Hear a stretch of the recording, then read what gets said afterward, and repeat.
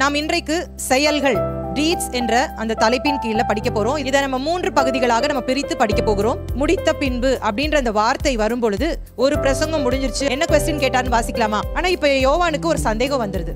என்ன சந்தேகம் அப்படின்னு சொன்னா, பேச சொல்றாரு அந்த சீஷர்களை பார்த்து, நீங்க இங்க என்ன பாக்குறீங்க? நிறைய பேர் நிறைய காரியங்களுக்காக ஆண்டவர்ட்ட வருவாங்க, ஆனா நீங்கள் என்னிடத்துல என்னை நேசிக்க வேண்டும். ஆனா இப்ப சப்போஸ் யோவான் செய்தது ஒரு மிகப்பெரிய குற்றமா இருந்தா இங்க என்ன பண்ணிருக்கணும்? இயேசு பலவந்தம் என்பது சூளமையை வைத்து நான் உங்களுக்கு இதை விளக்கப்படுத்த போகிறேன். ஏலியாவின் ஆவி இவன் மேல் இருந்தது என்பதை இயேசு மறுபடியும் உறுதிப்படுத்துகிறதை பார்க்கலாம். நிறைய பேர் என்ன பண்ணுவாங்கன்னா, ரெக்ரெட் பண்ணுவாங்க, ஆனா ரிப்பென்ட் பண்ண மாட்டாங்க. இது ரெண்டுத்துக்கும் ரொம்ப வித்தியாசம். இயேசு கிறிஸ்து தன்னுடைய பிதாவோடு உறவாடுவதை பார்க்கலாம். ஏன் என்னிடத்தில் வாருங்கள் என்று இயேசு அழைக்கிறார். நம்மை ஆளுகை செய்கிற ராஜாவாய் இருக்கிற இயேசு கிறிஸ்துவின் இனிய நாமத்தில் உங்களை நான் வாழ்த்துகிறேன். நாம் மத்தேயு சுவிசேஷத்தை படித்து கொண்டு வருகிறோம். மத்தேயு சுவிசேஷத்தில் மொத்தம் 28 அதிகாரங்கள் இருக்கிறது என்று சொல்லி நாம் பார்த்துருக்கிறோம். இது வரைக்கும் என்னெல்லாம் நம்ம படிச்சிருக்கிறோன்றதை முதலாவது நினைவுபடுத்திட்டு இன்னைக்குரிய பாடத்தை நம்ம படிக்க போகிறோம். மத்தேயு சுவிசேஷம் அதிகாரங்கள் 1 முதல் 4 வரை அறிமுகம். இதில் பிறப்பு, ஞானஸ்தானம், சோதனை என்ற தலைப்பின் கீழே படித்தோம். அதிகாரங்கள் 5லிருந்து 7 வரைக்கும் மலை பிரசங்கம் அப்படின்ற தலைப்பில் படித்தோம். 8, 9 அதிகாரங்கள் செயல்கள் அப்படின்ற தலைப்பில் படிச்சிருக்கிறோம். 10ஆம் அதிகாரம் போன வாரத்தில் ஊழிய பணியின் போதனைகள். இது இயேசுவின் 2வது பிரசங்கம். Chapters 1 to 4 introduction, birth, baptism and temptation. 5 to 7 the sermon on the mount. 8, 9 deeds. 10 the missionary discourse. நாம் இன்றைக்கு செயல்கள் டீட்ஸ் என்ற அந்த தலைப்பின் கீழே படிக்க போகிறோம். இதனுடைய வேத பகுதி மத்தேயு 11, 12. இதுக்கு தனியாக நம்ம ஒரு தலைப்பு எப்போவுமே கொடுத்து படிப்போம். இதனுடைய தலைப்பு அவர்கள் எதிர்பார்த்த மேசியா அல்ல. Matthew 11, not the Messiah they expected him to be. இதை நம்ம 3 பகுதிகளாக நம்ம பிரித்து படிக்க போகிறோம். முதலாவது இயேசுவும் யோவான் ஸ்நானனும், 2வது கண்டனமும் ஏற்றுக்கொள்ளுதலும், 3வது இயேசு அழைத்தல். Jesus and John the Baptist, condemnation and acceptation, Jesus invitation. வாசிக்கலாம் மத்தேயு 11ஆம் அதிகாரம் 1ஆம் வசனம். இயேசு தம்முடைய 12 சீஷர்களுக்கும் கட்டளை கொடுத்து முடித்த பின்பு அவர்களுடைய பட்டணங்களில் உபதேசிக்கவும் பிரசங்கிக்கவும் அவ்விடம் விட்டு போனார். இந்த முடித்த பின்பு அப்படின்றத நான் மத்தேயு சுவிசேஷம் துவக்கத்திலேயே உங்களுக்கு சொல்லி கொடுத்துருக்கிறேன். மத்தேயு இந்த ஆசிரியர் தன்னுடைய புத்தகத்திலே 5 பிரசங்கங்களை எழுதியிருக்கிறார். இதை எப்படி நம்ம கண்டுபிடிக்கலாம் அப்படின்னு சொன்னால், முடித்த பின்பு அப்படின்ற அந்த வார்த்தை வரும் பொழுது ஒரு பிரசங்கம் முடிஞ்சிருச்சு அப்படின்னு சொல்லிட்டு அர்த்தம் அப்படின்னு சொன்னேன். இந்த மலை பிரசங்கத்தை படிக்கும் பொழுதும் இதே காரியத்தை வாசித்தோம். இயேசு இந்த வார்த்தைகளை சொல்லி முடித்த போது, அப்போ இந்த முடித்த போது அப்படின்னு சொல்லும் பொழுது இந்த 7ஆம் அதிகாரத்தில் மலை பிரசங்கம் முடிவானது. அதற்கு பின்பாக செயல்களை படித்தோம். போன வாரத்தில் நம்ம அந்த ஊழிய பணியின் போதனைகளை படித்து முடித்தது. இந்த முதல் வசனத்திலே சொல்லப்பட்டிருக்கிறது முடித்த பின்பு. என்ன இப்போ இயேசு செய்கிறாரு? அவர்களுடைய பட்டணங்களில் உபதேசிக்கவும் பிரசங்கிக்கவும் அவ்விடம் விட்டு போனார். போன வாரத்தில் நான் சொன்னேன், சீஷர்களுக்கு ஆண்டவர் யூத ஜனங்களிடத்திலே போகும்படியான அந்த கட்டளையை கொடுத்தார். நீங்கள் புறஜாதி பட்டணத்திற்கு போக வேண்டாம், சமாரியாவுக்கு போகாதீங்க, யூதர்களிடத்தில் போங்க. இஸ்ரவேல் காணாமல் போன இஸ்ரவேல் வீட்டாரிடத்தில் போய் சுவிசேஷத்தை பிரசங்கியுங்கள் என்று சொல்லி ஆண்டவர் பிரசங்கம் என்ன பண்ணணும், என்ன எடுத்துகிட்டு போகணும், எங்கே போகணும் அப்படிங்கிற விளக்கத்தை கொடுத்தார். அங்கே போகும் பொழுது உங்களுக்கு உபத்திரவம் வரும், அப்போ நீங்கள் அதை எப்படி ஃபேஸ் பண்ணணும், நீங்கள் சீஷர்களாக எப்படி இருக்கணும் அப்படின்றத விளக்கமாக போன வாரத்தில் நம்ம படித்தோம். இப்போ இயேசு மறுபடியும் அந்த இடத்துக்கு போல இந்த சீஷர்களை அனுப்பாத மற்ற பட்டணங்களுக்கு அவர் கடந்து செல்வதை பார்க்கலாம். எப்போவுமே இயேசுடைய ஊழியத்தை நீங்கள் பார்த்தீங்கன்னா, அவர் மற்றவர்களுக்கும் இடம் கொடுத்து அவர்களும் ஊழியத்தை செய்ய வேண்டும் என்ற நோக்கத்தோடு கூட அவர் செயல்படுகிறதை பார்க்கலாம். அடுத்த பகுதிக்கு நம்ம போயிடலாம். மத்தேயு 11ஆம் அதிகாரம் 2லிருந்து 6 வரைக்கும் யோவான் ஸ்நானன் கேட்ட கேள்விக்கு இயேசுவின் பதில். Jesus answer to John the Baptist question. என்ன கொஸ்டின் கேட்டார்னு வாசிக்கலாமா? மத்தேயு 11:2-3. அத்தருணத்தில் காவலில் இருந்த யோவான் கிறிஸ்துவின் கிரியைகளை குறித்து கேள்விப்பட்டு தன் சீஷரில் 2 பேரை அழைத்து, வருகிறவர் நீர்தானா அல்லது வேறொருவர் வர காத்திருக்க வேண்டுமா என்று அவரிடத்தில் கேட்கும்படி அனுப்பினான். இப்போ யோவான் எங்கே இருக்காரு? அவர் காவலிலே இருக்கிறார், ஜெயிலில் இருக்கார். நமக்கு எல்லாருக்கும் தெரியும் யோவான் எப்படி ஜெயிலுக்கு போனார், எப்படி அந்த சிறைச்சாலைக்கு போனார். மத்தேயு 4:12 யோவான் காவலில் வைக்கப்பட்டிருந்ததை கேள்விப்பட்டு இயேசு தம்முடைய ஊழியத்தை துவங்கும்படியாக மனம் திரும்புங்கள், பரலோக ராஜ்யம் சமீபித்திருக்கிறது என்று சொல்லி ஆண்டவர் ஊழியங்களை துவங்குகிறார். ஏன் அவர் காவலில் வைக்கப்பட்டிருந்தார்? இதை குறித்து மத்தேயு 14 விளக்கமாக நான் உங்களுக்கு சொல்லி கொடுத்துருக்கிறேன். அந்திப்பா ஏரோது அப்படின்ற ஒரு ஏரோது இருந்தார். அவர் என்ன பண்ணார்னா, ரோமாபுரியிலே தன்னுடைய சகோதரன் பிலிப்புவின் குடும்பத்தை பார்க்க சென்ற பொழுது அந்த பிலிப்புவின் மனைவியாகிய ஏரோதியாளை அவனுக்கு ரொம்ப பிடிச்சிருச்சு. அதனால என்ன பண்ணுறான், அந்த பிலிப்பு கிட்ட இருந்து அவனுடைய மனைவியை பிரித்து தன்னுடைய மனைவி ஆக்கி கொண்டான். இதை கேள்விப்பட்ட யோவான் அதை மிகவும் கடிந்து கொள்ளுகிறதை பார்க்கலாம். இதனால் கோபம் அடைந்த இந்த ஏரோது அந்திப்பா இவரை காவலில் போடுறத பார்க்கலாம். அப்போ அந்த காரணத்திற்காக தான் காவலில் இப்போ போட்டிருக்காரு. யோவானுடைய சீஷர்கள் என்ன பண்ணுவாங்க, காவலில் இருந்த தன்னுடைய குருவை பார்ப்பதற்கு அவர்கள் அடிக்கடி போய் பார்ப்பாங்க. அப்போ யோவான் கேட்பார், இயேசு வந்தாரே, அவர் என்ன பண்ணுறாரு எல்லாம் கேட்கும் போது இவங்க எல்லாம் சொல்கிறாங்க. ஆனால் இப்போ யோவானுக்கு ஒரு சந்தேகம் வந்துடுது. என்ன சந்தேகம் அப்படின்னு சொன்னால், மேசியா அப்படிங்கிறவர் இவர் தானா அப்படின்னு சொல்லிட்டு நீங்கள் போய் கன்ஃபார்ம் பண்ணிட்டு வாங்க அப்படின்னு சொல்லிட்டு யோவான் தன்னுடைய சீஷர்களுக்கு சொல்லி அனுப்புகிறதை நாம் பார்க்கலாம். இப்போது யோவான் 1 நாம் வாசிக்கும் பொழுது 29 வாசிக்கும் பொழுது திரளான ஜனங்களை பார்த்து யோவான் தான் சொல்கிறாரு, இதோ உலகத்தின் பாவத்தை சுமந்து தீர்க்கிற தேவ ஆட்டுக்குட்டி. இப்படி சொல்லிட்டு அவர் நிறைய காரியங்களை சொல்கிறாரு. எனக்கு பின் ஒருவர் வருகிறார், அவர் என்னிலும் மேன்மை உள்ளவர் அப்படிலாம் விளக்கமாக சொல்லிட்டு ஆவியானவர் அவர்கிட்ட சொல்லியிருந்தாராம், யார் இந்த மேசியா அப்படின்னு சொன்னால், யார் மேல் நான் இறங்குகிறேனோ அவர்தான் மேசியா என்பதை நீ விளங்கி கொள்ள வேண்டும் என்பதை சொல்கிறார். நானும் இவரை அறியாதிருந்தேன், ஆனாலும் ஜலத்தினால் ஞானஸ்தானம் கொடுக்கும்படி என்னை அனுப்பினவர். ஆவியானவர் இறங்கி யார் மேல் தங்குவதை நீ காண்பாயோ அவரே பரிசுத்த ஆவியினால் ஞானஸ்தானம் கொடுக்கிறவர் என்று எனக்கு சொன்னார். அப்போ இந்த இடத்துல நம்ம ரொம்ப விளக்கமாக யோவான் அறிந்து கொண்டார் இவர்தான் மேசியா என்று சொல்லி.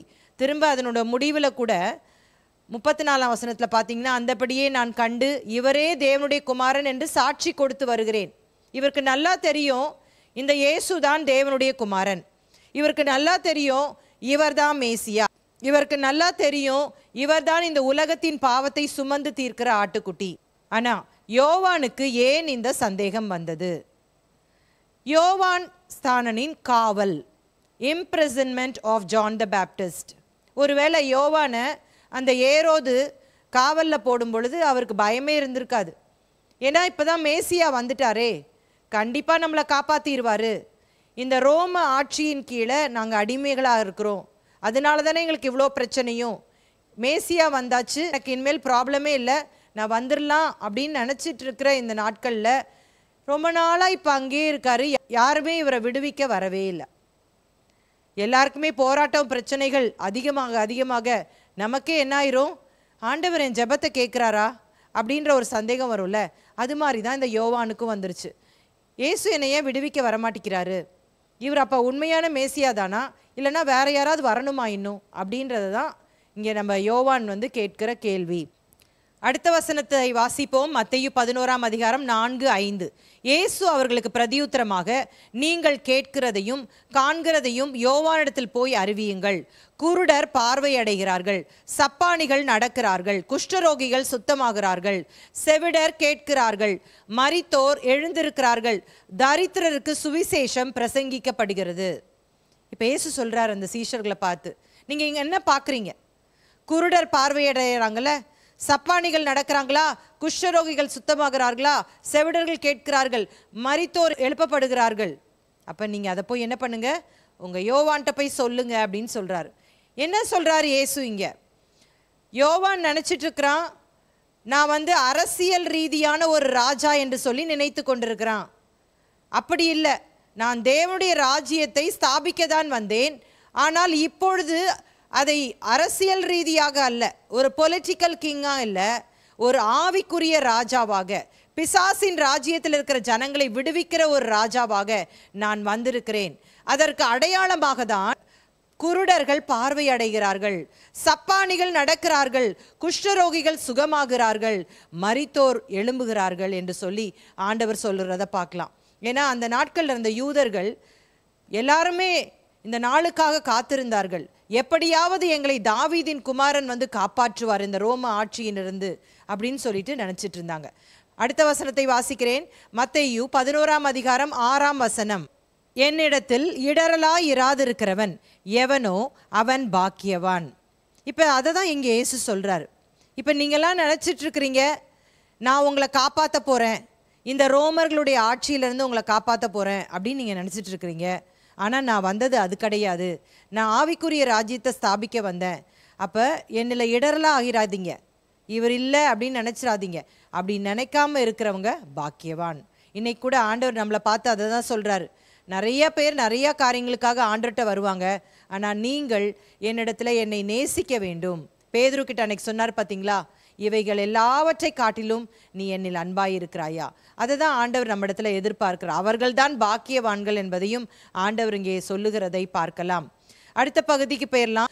யோவான் ஸ்நானனை பற்றி இயேசு சொல்லுகிறது. Jesus டெல்ஸ் about John the Baptist.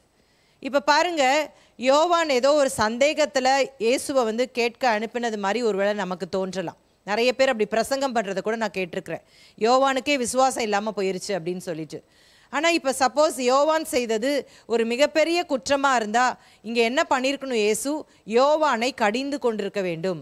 ஆனால் அந்த சீஷர்கள் போன பிறகு யோவானை குறித்து பாராட்டி பேசுகிறது தான் இந்த பகுதியிலே நம்ம வாசிக்க போகிறோம். வாசிக்கலாமா? மத்தேயு 11ஆம் அதிகாரம் 7ஆம் வசனம். அவர்கள் போன பின்பு இயேசு யோவானை குறித்து ஜனங்களுக்கு சொன்னது என்னவென்றால், எதை பார்க்க வனாந்திரத்திற்கு போனீர்கள்? காற்றினால் அசையும் நாணலையோ? அல்லவென்றால் எதை பார்க்க போனீர்கள்? மெல்லிய வஸ்திரம் தரித்த மனுஷனையோ? மெல்லிய வசனம் தரித்திருக்கிறவர்கள் அரசர் மாளிகையில் இருக்கிறார்கள். அல்லவென்றால் எதை பார்க்க போனீர்கள்? தீர்க்கதரிசியோ? ஆம், தீர்க்கதரிசியை பார்க்கிலும் மேன்மை உள்ளவனையே என்று உங்களுக்கு சொல்லுகிறேன். யோவானை இங்கே என்ன சொல்கிறாரு ஆண்டவர்?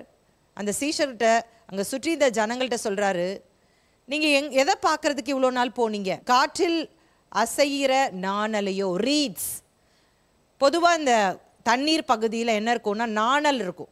நாணல் பார்த்துருப்பீங்கன்னு நினைக்கிறேன். அது ஒரு செடி, அது அப்படியே வளைந்து நிற்கும், அது காற்றுல ஆடிட்டே இருக்கும். அப்படிப்பட்ட காரியத்தை பார்க்கையா போனீங்க? இல்லாவிட்டால் நீங்கள் மெல்லிய வஸ்திரம் தரித்த மனுஷனையோ? யார் மெல்லிய வஸ்திரம் தரிப்பார்கள் இயேசுவின் நாட்கள்லனா? அரசர் மாளிகையில் இருக்கிறவங்க தான் மெல்லிய வஸ்திரம் தரிப்பாங்களாம். ஆனால் இவர் என்ன உடை அணிந்திருந்தார்? அவர் ஒட்டக மயிரை உடையாக அணிந்திருந்தார் என்று சொல்லி நாம் படித்திருக்கிறோம். அடுத்தது சொல்றாரு, எதை பார்க்க போனீர்கள்? இல்லாட்டா தீர்க்கதரிசியை பார்க்க போனீங்களா? ஆம், தீர்க்கதரிசிகளை காட்டிலும் மேன்மை உள்ளவர் தான் இந்த யோவான் என்பதை இயேசு விளக்கமாக சொல்றதை பார்க்கலாம். 10ஆம் வசனம் வாசிக்கலாம். அது எப்படி எனில், இதோ நான் என் தூதனை உமக்கு முன்பாக அனுப்புகிறேன், அவன் உமக்கு முன்னே போய் உமது வழியை ஆயத்தம் பண்ணுவான் என்று எழுதிய வாக்கியத்தால் குறிக்கப்பட்டவன் இவன்தான். யோவானை குறித்து அவர் ஏதோ ஆக்சிடென்ட்டா திடீர்னு சொல்லிட்டு வரல. அவர் ஏற்கனவே முன் அறிவிக்கப்பட்டவர். எப்படி மேசியா வரப்போகிறார் என்று சொல்லி முன் அறிவிக்கப்பட்டதோ அதே போல நியாயப்பிரமாணத்திலும் தீர்க்க தரிசன புத்தகத்திலும் வழியை ஆயத்தம் பண்ணுகிறவன் என்று யோவானை குறித்து சொல்லப்பட்டிருக்கிறது. வனாந்திரத்திலே கூப்பிடுகிறவருடைய சத்தம் என்று சொல்லி சொல்லப்பட்டிருக்கிறது. இங்கே நாம் மத்தேயு ஏசாயா 40ஆம் அதிகாரம் 3ஆம் வசனத்திலே சொல்லப்பட்டிருக்கிற அந்த தீர்க்க தரிசனத்தின் நிறைவேறுதல் என்பதை இங்கே எழுதுகிறதை பார்க்கலாம். பாருங்கள், யோவான் அந்த 1ஆம் அதிகாரத்திலே மற்றவர்களுக்கு முன்பாக யோவான் இயேசுவை குறித்து சாட்சி கொடுக்கிறார், இவர்தான் தேவனுடைய குமாரன் என்று சொல்லி. அதே போல இயேசு கிறிஸ்துவும் யோவானை குறித்து சாட்சி கொடுக்கிறதை நாம் பார்க்கலாம். இது எவ்வளவு பெரிய ஸ்லாக்கியம் இந்த யோவானுக்கு என்று சொல்லி நீங்கள் பாருங்கள். யோவானுடைய வாழ்க்கை உண்மையாகவே அது ரொம்ப அருமையான ஒரு வாழ்க்கை. அவர் ஒரு எளிமையான வாழ்க்கை வாழ்ந்தார், ரொம்ப நேர்மையான ஒரு வாழ்க்கை வாழ்ந்தார், தாழ்மையான வாழ்க்கையை வாழ்ந்தார். யாருக்குமே அவர் பயப்படலை, அவர் தன்னை மேன்மைப்படுத்த எதுவுமே செய்யல. அவர் சொல்றார்ல, இயேசுவினுடைய பாதரட்சை அவிழ்ப்பதற்கும் நான் பாத்திரன் அல்ல, அவர் பெருக வேண்டும் நான் சிறுக வேண்டும் என்று சொல்லி அவருடைய பிரசங்கங்களிலே சொல்லுகிறதை பார்க்கலாம். அவர் அவ்வளவு தூரம் தன்னை தாழ்த்தினதை பார்க்கலாம். இந்த நாட்களிலே இப்படிப்பட்ட ஊழியங்களை பார்ப்பது அரிது.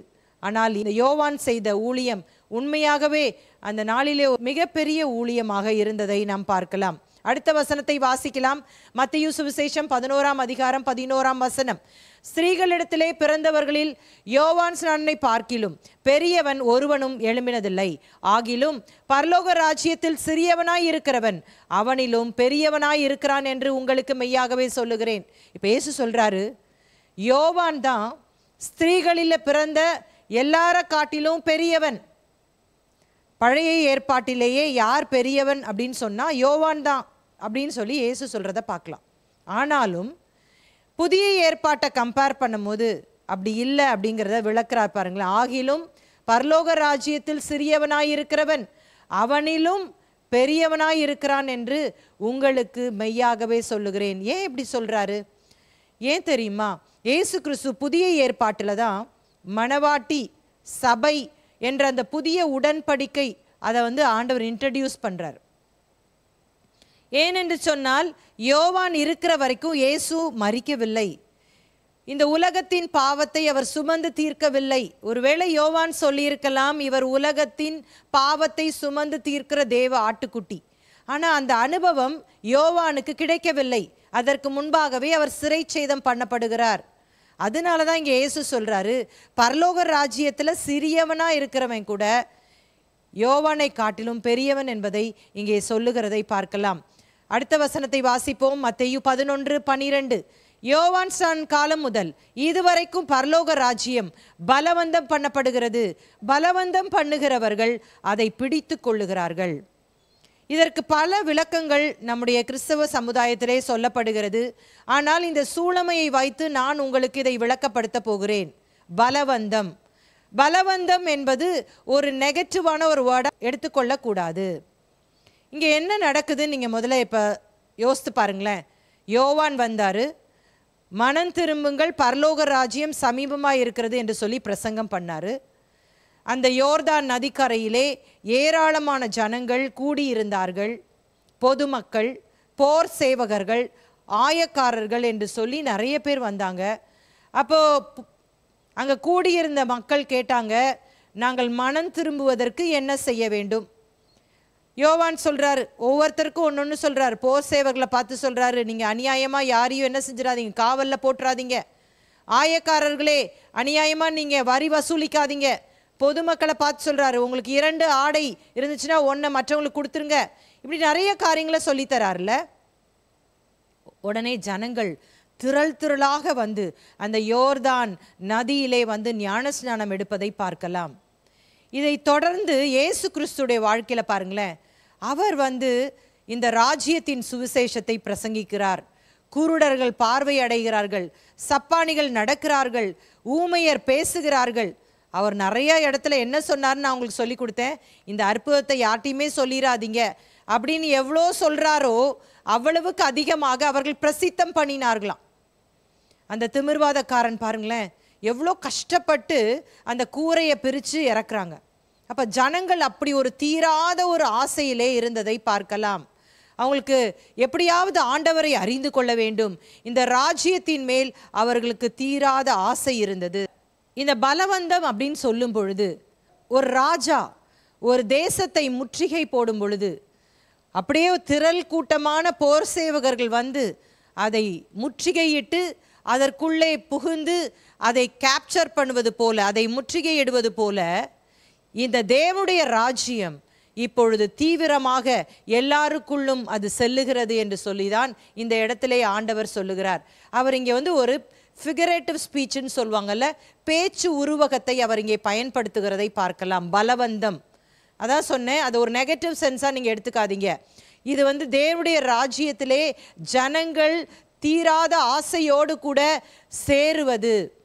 நிறைய இடங்களில் நம்ம படிக்கலாம். யோவான் சுவிசேஷத்தில் கூட நம்ம பார்ப்போம். யோவான் 6ஆம் அதிகாரம் 15ஆம் வசனத்திலே வாசிக்கும் பொழுது, அங்கே இயேசுவை அவர்கள் ராஜாவாக்க முற்பட்ட பொழுது அவர் தனியே வனாந்தரத்துக்கு போய்விட்டார் என்று சொல்லி பார்க்கலாம். நிறைய இடங்கள்ல இன்னும் பார்க்கலாம் நம்ம. அப்போ ஆண்டவருக்கு பல எதிர்ப்புகள் இருந்தாலும் ஒரு பக்கத்தில் ஜனங்கள் அவரை ஏற்றுக்கொண்டு இந்த தேவனுடைய ராஜ்யத்திலே அவர்கள் திரள் திரளாக சேர்ந்ததை நாம் பார்க்கலாம். மத்தேயு 11ஆம் அதிகாரம் 13ஆம் வசனம், நியாயப்பிரமாணமும் தீர்க்கதரிசிகள் யாவரும் யோவான் வரைக்கும் தீர்க்க தரிசனம் உரைத்ததுண்டு. நியாயப்பிரமாணம் தீர்க்கதரிசிகள்னா என்னது? பழைய ஏற்பாடு. நியாயப்பிரமாணம்னா முதல் 5 புத்தகங்கள், மோசே எழுதின நியாயப்பிரமாணம். தீர்க்கதரிசிகள்னா மீதமுள்ள அந்த புத்தகங்கள். எல்லாருமே என்ன பண்ணாங்கன்னா, இயேசு வரப்போறாரு அப்படின்ற தீர்க்க தரிசனத்தை உரைத்தார்கள். இவங்களுக்கும் யோவானுக்கும் என்ன வித்தியாசம்? பழைய ஏற்பாட்டில் வாழ்ந்த எல்லா தீர்க்கதரிசிகளும் மேசியா வரப்போகிறார்னு சொன்னாங்க. ஆனால் யோவான் மட்டும்தான் மேசியா இவர்தான்னு சொன்னார். எவ்வளோ ஒரு பெரிய ஸ்லாக்கியம் யோவானுக்கு பாருங்களேன். அடுத்த வசனத்தை நாம் வாசிப்போம். மத்தேயு சுவிசேஷம் 11ஆம் அதிகாரம் 14ஆம் வசனம், நீங்கள் ஏற்றுக்கொள்ள மனதாயிருந்தால் வருகிறவனாகிய எலியா இவன்தான். எலியா அப்படின்னு சொல்லும் பொழுது டைரக்டாக எலியாவே வந்துட்டாருன்னு ஆண்டவர் சொல்லலை.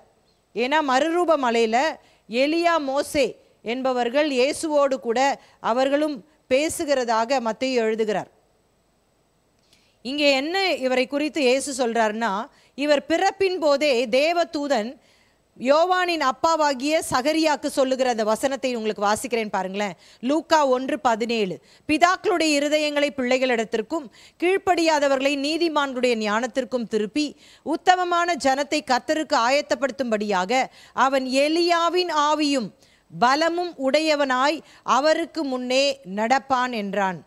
இதுதான் யோவான் வருவதற்கு முன்பாகவே அவருடைய தகப்பனுக்கு தேவன் சொன்ன காரியம்.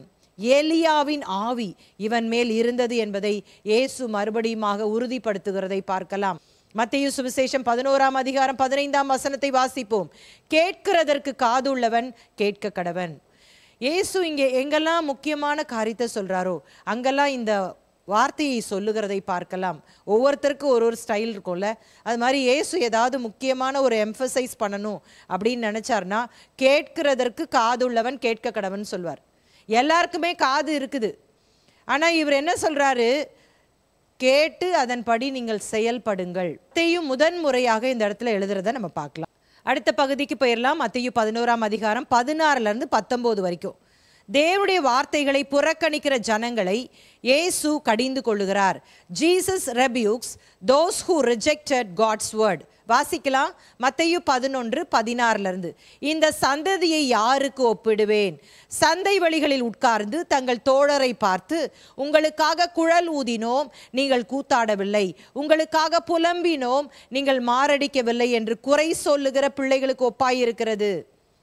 இப்போ ஆண்டவர் தன்னுடைய பட்டணத்தில் வாழ்கிற மக்களுடைய நிலையை இங்கே எடுத்து சொல்கிறார். குறை சொல்கிற மக்கள் குறை சொல்லணும் அப்படின்னு நினச்சாங்கன்னா, யோவான் பிரசங்கம் பண்ணாலும் குறை சொல்லுவாங்க, இயேசுவே பிரசங்கம் பண்ணாலும் குறை சொல்ல தான் செய்வாங்க. இது ஒரு குறை கண்டுபிடிக்கிறதுன்றது ஒரு ஆவி. இன்னைக்கு கூட கிறிஸ்தவ உலகத்தில் நிறைய அந்த மாதிரி கிரிட்டிசைஸ் பண்ணிகிட்டே இருப்பாங்க பாருங்களேன். இதை நீங்கள் ரொம்ப பார்க்கவே கூடாது.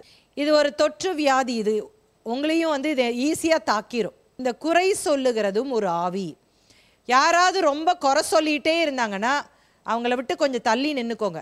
கொஞ்ச நாளில் நீங்களும் உங்களை அறியாமலே குறை சொல்ல ஆரம்பிச்சிருவீங்க. அதனால் அதை செய்யாதீங்க. அடுத்த வசனத்தை வாசிக்கலாம். மத்தேயு 11:18, எப்படி எனில் யோவான் போஜனபானம் பண்ணாதவனாய் வந்தான், அதற்கு அவர்கள் அவன் பிசாசு பிடித்திருக்கிறவன் என்றார்கள். மனுஷகுமாரன் போஜனம் பானம் பண்ணுகிறவராய் வந்தார், அதற்கு அவர்கள் இதோ போஜன பிரியனும் மதுபான பிரியனுமான மனுஷன், ஆயக்காரருக்கும் பாவிகளுக்கும் சிநேகிதன் என்றார்கள்.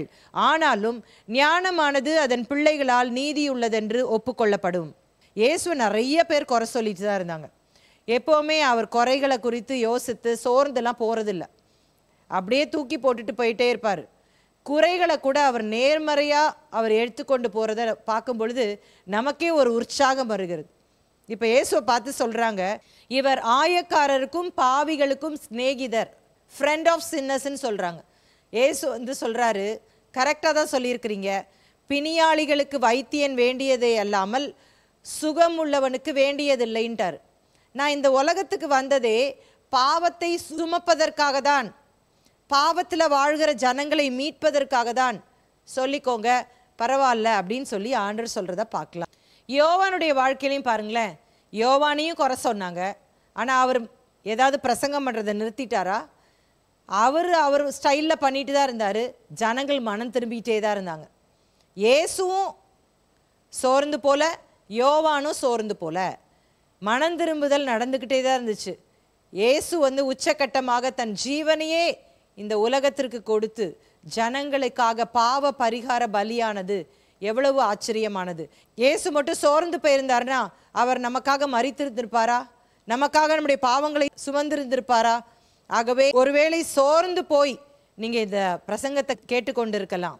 ஊழியத்தை செஞ்சுட்டு இருக்கிறேன், எவ்வளோ காரியங்களை ஆண்டவருக்காக செய்கிறேன், ஆனால் எனக்கு அப்ரிசியேஷன் கிடைக்கல, அட்லீஸ்ட் கிடைக்காட்டாலும் குறை சொல்லாமலாவது இருங்களேன்ப்பா அப்படின்னு சொல்லி ஒரு வேளை நீங்கள் நினைக்கலாம்.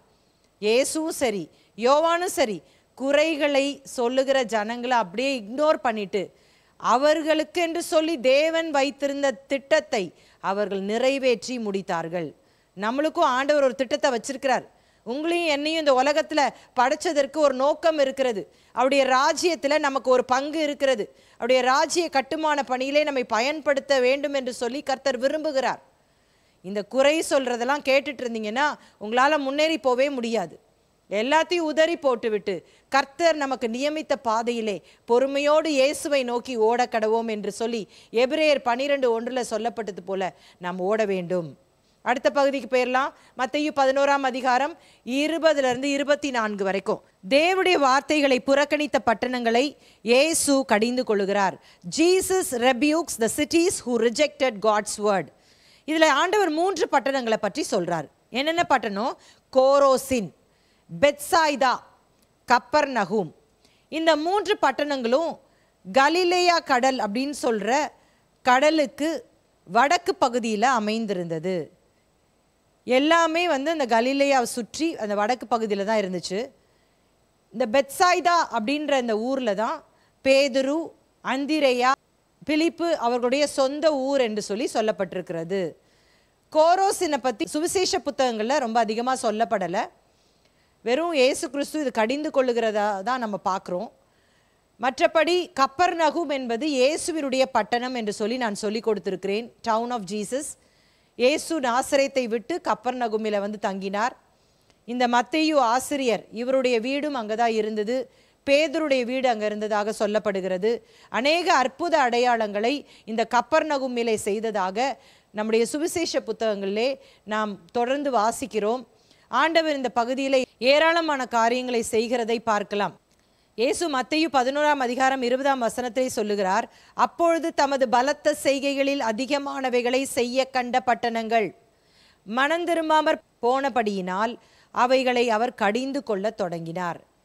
ஒருவேளை கோரோசின்ல என்னெல்லாம் செஞ்சாரு அப்படின்னு இல்லை, கப்பர்நகூமில் தான் நிறைய செய்ததாக நம்ம பார்க்கிறோம். மற்றபடி பெத்சாய்தா, கோரோசினை பற்றி இல்லாட்டாலும் ஆண்டவர் இந்த இடத்துல சொல்கிறாரு, ஒரே வரியில் போடப்பட்டிருக்கிறது, இந்த பகுதியில் பலத்த செய்கைகள் அதிகமாக நடந்துச்சு. யாருக்கு அதிகம் கொடுக்கப்படுகிறதோ அவர்களிடத்துல அதிகமாக கேட்கப்படும். தொடர்ந்து வாசிப்போம்.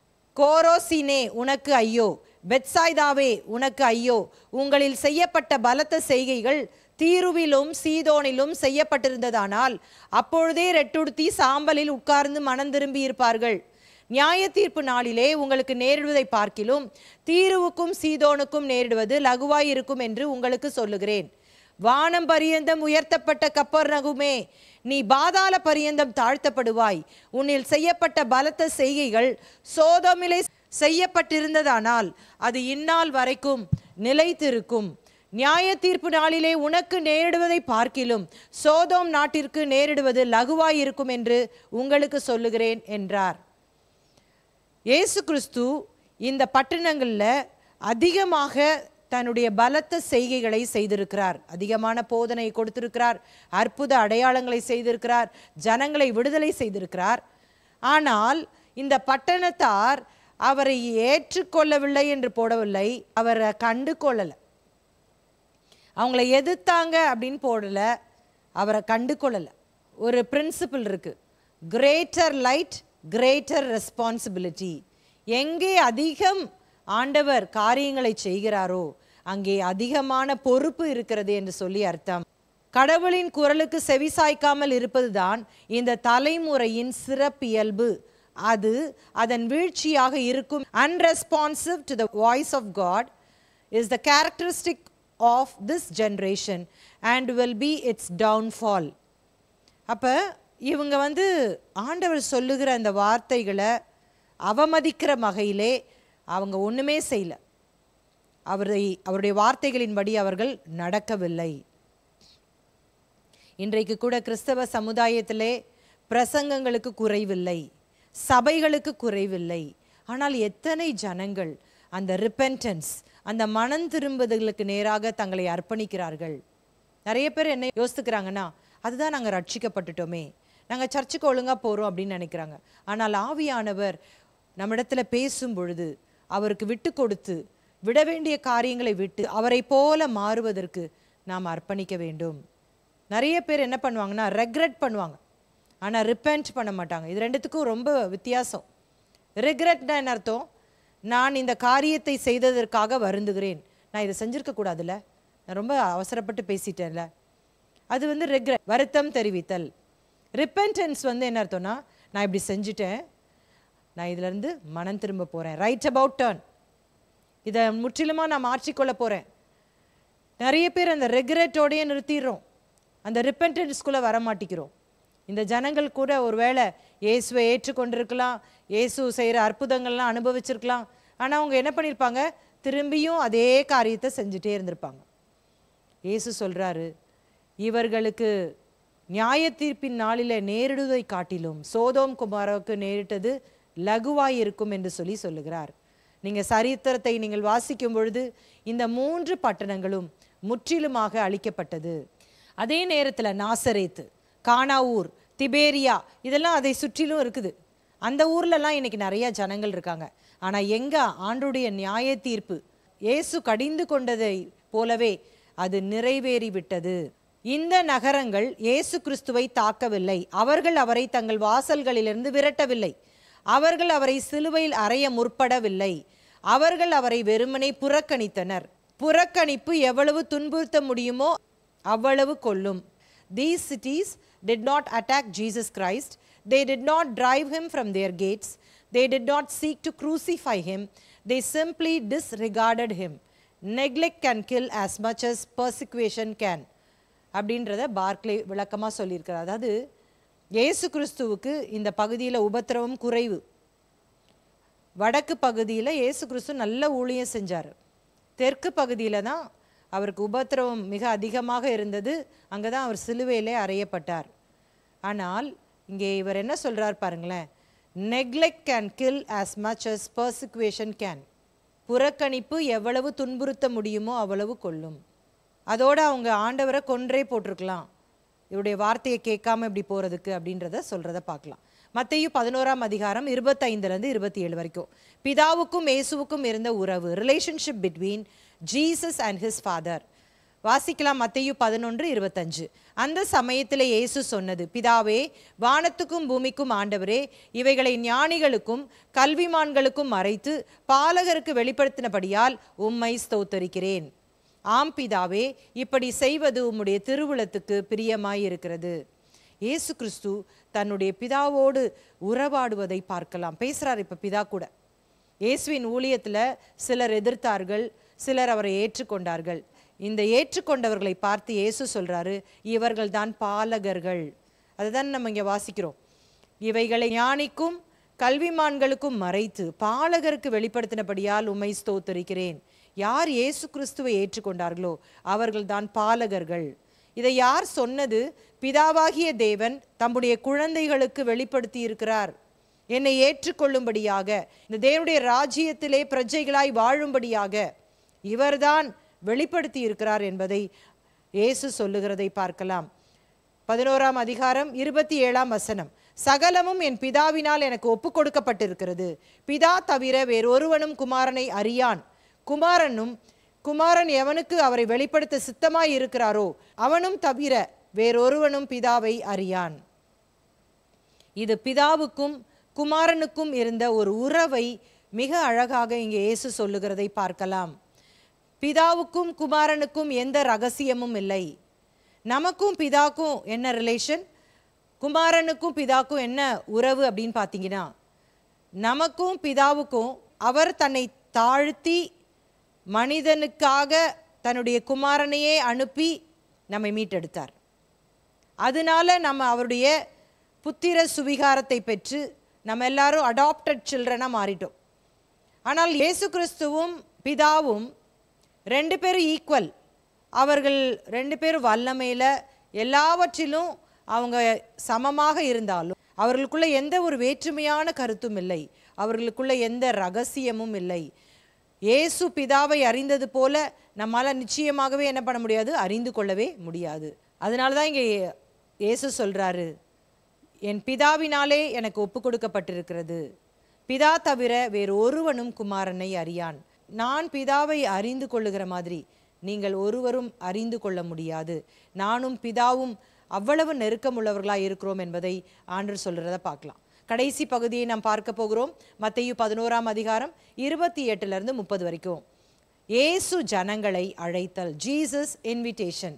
இது நம்ம ரொம்ப பழக்கமான ஒரு வசனம், அடிக்கடி நம்ம சொல்லுகிற வசனம். வாசிக்கலாம். மத்தேயு 11ஆம் அதிகாரம் 28ஆம் வசனம்.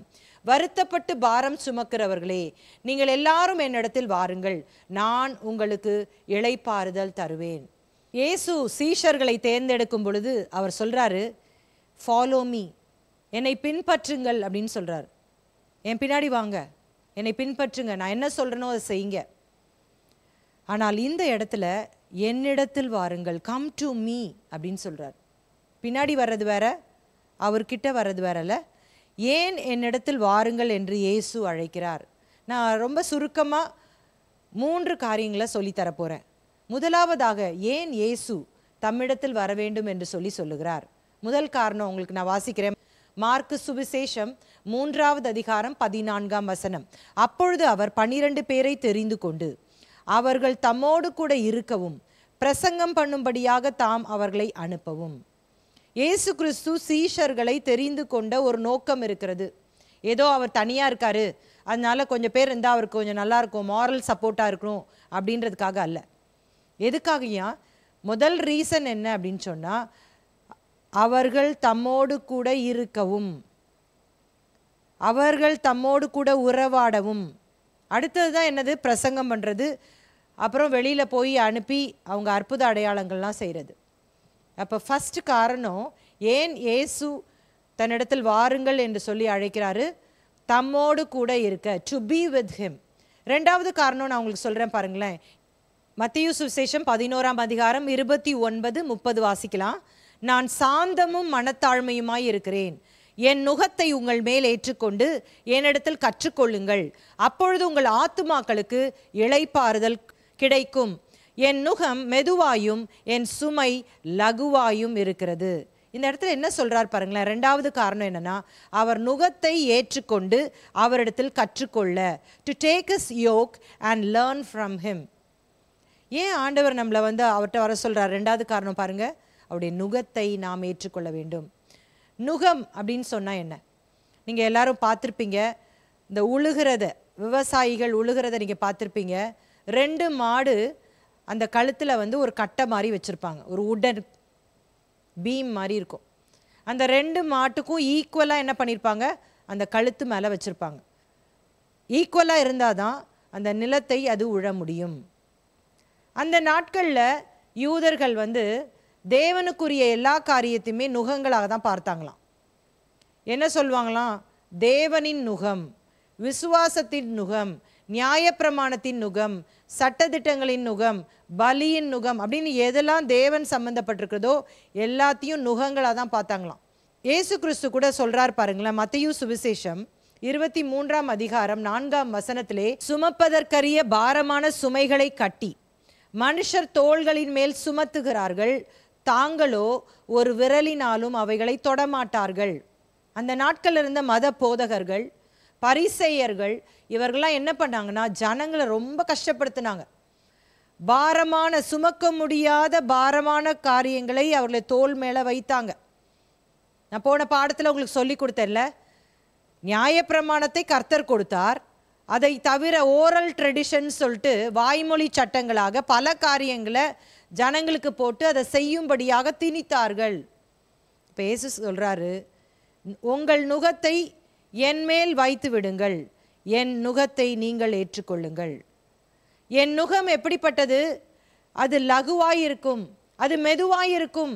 இந்த பரிசேயர்கள் உங்கள் மேல் திணித்திருக்கிற நுகம் அல்ல, அது உங்களால் தூக்க முடியாது, அது பாரமானது அப்படின்றது தான் ஆண்டவர் இங்கே சொல்கிறத பார்க்கலாம். என்னிடத்தில் வாருங்கள் சீஷர்களே, என்னிடத்தில் பெண்ட் பண்ணி கொடுங்க உங்கள் தலையை. என்ன செய்யணுமா? எதுக்காக நீங்கள் என் நுகத்தை ஏற்றுக்கொள்ளணும்னு அந்த வசனம் சொல்லுது. நான் சாந்தமும் மனத்தாழ்மையுமாய் இருக்கிறேன், என் நுகத்தை உங்கள் மேல் ஏற்றுக்கொண்டு என்னிடத்தில் கற்றுக்கொள்ளுங்கள். என்ன கற்றுக்கொள்ளணுமா? சாந்தம், மனத்தாழ்மை. இதை குறித்து நான் விளக்கமாக உங்களுக்கு நான் சொல்லி கொடுத்திருக்கிறேன். இயேசு கிறிஸ்து நமக்கு மலை பிரசங்கம் சொல்லி தரும் பொழுது சாந்த குணமுள்ளவர்கள் பாக்கியவான்கள் என்று சொல்லி ஆண்டவர் கற்றுக் கொடுத்தார் என்று சொல்லி அதில் விளக்கமாக உங்களுக்கு சொல்லி கொடுத்தேன். இயேசுடைய வாழ்க்கையை நாம் கூர்ந்து கவனிக்கும் பொழுது அவர் சாந்தமுள்ளவராக இருந்தார், மனத்தாழ்மை உள்ளவராக இருந்தார். அவருக்குள்ள கொஞ்சம் கூட பெருமையே இல்லை, மனத்தாழ்மை. அதாவது லோலி இன் ஹார்ட். அது ரொம்ப கஷ்டம். வெளியில் ஒரு வேளை நமக்கு அப்பியரன்ஸ்க்கு நல்ல ஒரு சிம்பிள் ட்ரெஸ், சிம்பிளான ஒரு முக பாவனையை நாம் காட்டலாம், பார்த்த உடனே ஒரு லுக்கில் நம்ம சிம்பிளாக இருக்கலாம். ஆனால் நிறையா வெளியில் நம்ம இருதயத்தில் அந்த பெருமை இருக்கும். அதனால தான் இங்கே ஆண்டவர் சொல்கிறாரு, மனத்தாழ்மையை என்னிடத்தில் கற்றுக்கொள்ளுங்கள். இதுதான் நம்ம கற்றுக்கொள்ள வேண்டியது. அதுதான் அவருடைய நுகம். இது ரொம்ப கஷ்டமா? இல்லவே இல்லைல்ல.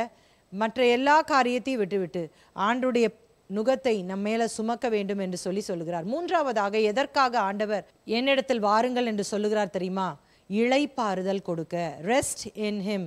இந்த ரெஸ்ட், இளைப்பாறுதலை 2 வாட்டி இந்த பகுதியில் நம்ம வாசிக்கிறோம் பாருங்களேன். வருத்தப்பட்டு பாரம் சுமக்கிறவர்களே, நீங்கள் எல்லாரும் என்னிடத்தில் வாருங்கள், நான் உங்களுக்கு இளைப்பாறுதல் தருவேன். அதே மாதிரி பாருங்க 29ஆம் வசனத்தில், அப்பொழுது உங்கள் ஆத்துமாக்களுக்கு இளைப்பாறுதல் கிடைக்கும். ரெஸ்ட். இந்த உலகத்தை நாம் பார்க்கும் பொழுது ரெஸ்ட்லெஸ்ஸாக இருக்கிறாங்க, ஒரே குழப்பம், யாரை கேட்டாலும் டென்ஷன், ஸ்ட்ரெஸ். ஒரு சிறு பிள்ளையை எடுத்துக்கொண்டா கூட அது கூட சொல்லுது எனக்கு டென்ஷனாக இருக்குதுன்னு, ஒரே டார்ச்சராக இருக்குதுன்னு சொல்லுது. ஆனால் இயேசுவினிடத்தில் வரும்பொழுது ஆண்டவர் நமக்கு இளைப்பாறுதலை ப்ராமிஸ் பண்ணியிருக்கிறார். நிறையா பேர் என்ன நினைக்கிறாங்க அப்படின்னா, நம்ம இந்த உலகத்தை விட்டு போனாதான் நமக்கு இளைப்பாறுதல். யாராவது செத்து போயிட்டாங்கன்னா என்ன சொல்லுவோம்? இளைப்பாறுதலுக்குள் பிரவேசித்தார். இல்லை, இந்த பூமியிலே வாழும் பொழுதே ஆண்டவர் அந்த பரலோகத்தின் சுவையை நாம் சாப்பிடும்படியாக ஆண்டவர் இதை சொல்லியிருக்கிறார். வருத்தப்பட்டு பாரம் சுமக்கிறவர்களே, நீங்கள் வருத்தத்தோடு வாழ வேண்டாம். நம்ம என்ன நினச்சிக்கிறோன்னா, இந்த வசனத்தை பொதுவாக எங்கே பயன்படுத்துகிறோன்னா, ஏதோ ஒரு தெரு பிரசங்கத்தில், ஒரு சுவிசேஷ கூட்டத்தில் நம்ம சொல்கிறோம், யாரெல்லாம் இங்கே வருத்தத்தோடு இருக்கிறீங்களோ உங்களை வருத்தங்களை கர்த்தர் மாற்றுகிறார், உங்கள் கஷ்டங்கள் தீரப்போகிறது, உங்கள் கவலைகள் மாறப்போகிறதுன்னு சொல்கிறோம். ஆனால் இன்றைக்கு எத்தனை சீஷர்கள், எத்தனை ஆண்டவரை அறிந்த பிள்ளைகள் இந்த வருத்தம் என்கிற அந்த பாரத்தை சுமந்து கொண்டிருக்கிறார்கள். தேவனுடைய திட்டம் அதுவல்ல. இன்னைக்கு உங்களை பார்த்து இயேசு அழைக்கிறார், என்னிடத்தில் வா மகளே, என்னிடத்தில் வா மகனே, நீ இடத்துல வந்தனா உனக்கு இளைப்பாறுதல் கிடைக்கும். Rest in me. இந்த உதாரணத்தை கூட அடிக்கடி நம்முடைய பாடத்தில் நான் சொல்லி கொடுத்துட்ருக்கிறேன். மரித்தவர்களுக்கு என்ன போடுவோம்? RIP, rest in peace. எல்லாருமே அதான் நினச்சிக்கிறது. இந்த உலகத்தில் இருக்கிற வரைக்கும் நமக்கு பிரச்சனை தான், செத்து போனாதான் நமக்கு ரெஸ்ட்டு கிடையாது. கிறிஸ்தவர்களுக்கு ரெஸ்ட் இன் பீஸ் என்னது? இப்பவுமே ஆண்டவர் நமக்கு ப்ராமிஸ் பண்ணியிருக்கிறார் இந்த இடத்துல. அதற்காக தான் இயேசு உங்களை அழைக்கிறார். இது வெறும் ஒரு புறஜாதிகளுக்கு மட்டுமல்ல, ஆண்டவரை அறியாத கூட்டத்திற்கு மாத்திரமல்ல, உங்களுக்கும் எனக்கும் ஆண்டவர் வாக்கு பண்ணியிருக்கிறார், என்னிடத்தில் வாருங்கள்.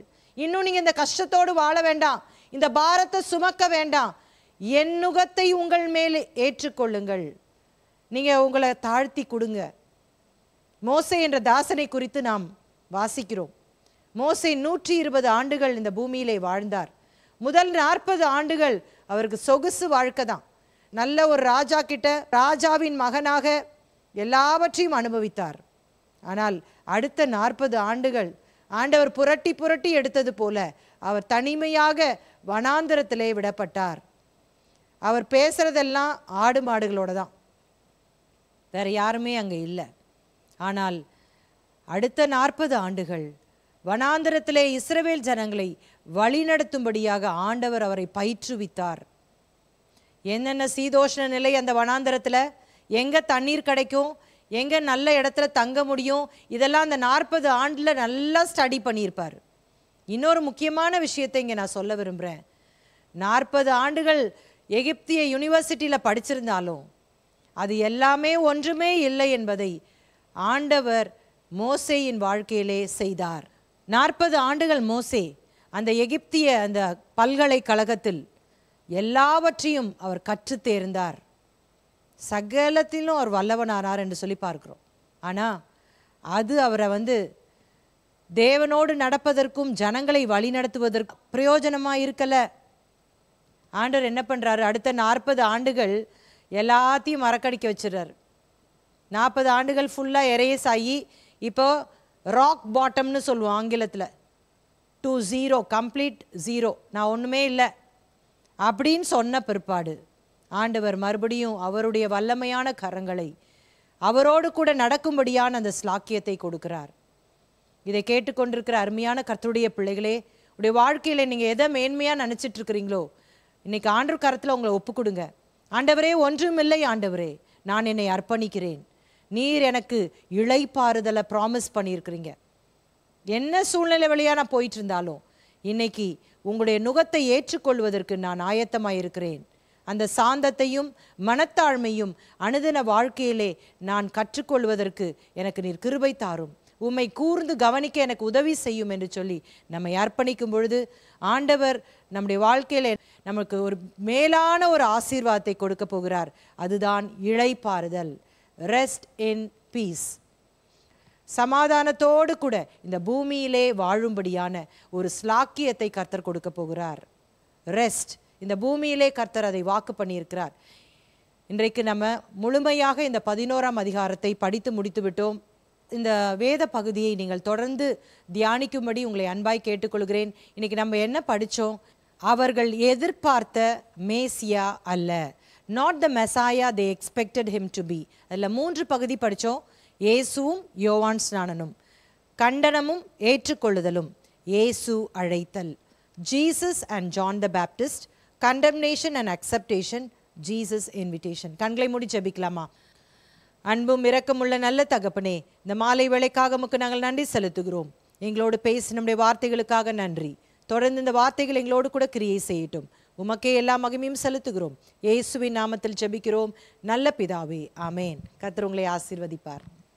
இன்றைக்கு 12ஆம் அதிகாரத்தை துவங்குகிறோம். இதனுடைய தலைப்பு மத தலைவர்கள் இயேசுவை நிராகரித்தல். The religious leaders rejects Jesus. மறுபடியும் நம்ம இந்த மத்தேயு 12 சிறிய தலைப்புகளை கொடுத்து படிக்க போகிறோம். இதுல இயேசு கிறிஸ்து 2 முக்கியமான காரியங்களை சொல்லி இந்த சடங்காச்சாரமாய் அவர்கள் எண்ணிக்கொண்டிருந்த இந்த ஓய்வு நாள் வழக்கத்தை அவர் கடிந்து கொள்ளுகிறதை பார்க்கலாம். தேவாலயம் சொல்றீங்களே, அதை விட பெரியவர் உங்க முன்னாடி நின்று கொண்டிருக்கிறார். அவருக்கு நீங்க மதிப்பு கொடுக்கலையா? 3 கோட்பாடுகளை இயேசு கற்றுக் கொடுக்கிறார். இது இன்னொரு காரியம் இந்த ஓய்வு நாளிலே அவர் செய்கிறார். இதன் மூலமாக பயங்கரமான குழப்பம் வருகிறதை பார்க்கலாம். நிறைய பேருக்கு அவங்க சூமின கையா இருக்கிறாங்கன்னே தெரியாமையே என்ன பண்றாங்க, ஆலயத்துல இருக்கிறத பார்க்கலாம். இயேசுடைய வாழ்க்கையில அந்த பகுத்தறிவை அவர் பயன்படுத்துவார். அது சபை என்ற ஒரு காரியத்தை கர்த்தர் உருவாக்க போகிறார் என்பதை இங்கே மறைமுகமாக சொல்லுகிறதை பார்க்கலாம். இந்த பாகால் சேபுல் யார் அப்படின்னா, பலவானை விட பலவான் யார்? தூஷணம்னா என்னதுன்னா, உங்களுடைய ரூட் சரியில்லை, அதனாலதான் நீங்க தப்பா பேசுறீங்க. அதனாலதான் ஆண்டவர் வார்த்தையை கவனமா பேசணும்னு சொல்லி கொடுத்திருக்கிறார். இயேசு அந்த உயிர்த்தெழுதலை பற்றிய அந்த அடையாளத்தை ஆண்டவர் இங்கே குறிப்பிட்டு சொல்லுகிறார். இந்த மத தலைவர்கள் இயேசுவை நிராகரித்ததனுடைய அவங்க இருதயத்தின் நிலையை ஆண்டவர் இந்த ஒப்புமையின் மூலமாக எடுத்து சொல்லுகிறார்.